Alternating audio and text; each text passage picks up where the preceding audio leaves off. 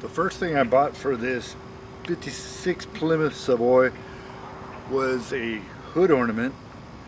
I used to have one, but then it suddenly went missing. I found this on eBay for like 79 bucks, and I bought that. So it's got that jet age jet airliner stealth new jet from the 50s look to it, and that's the hood ornament.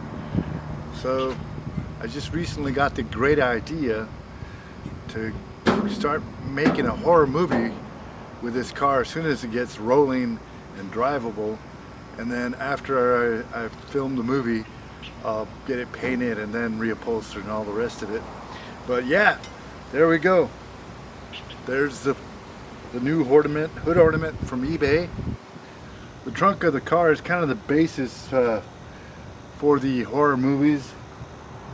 The horror movie that I thought of. I mean, there'd be quite a lot of bodies that could fit in there.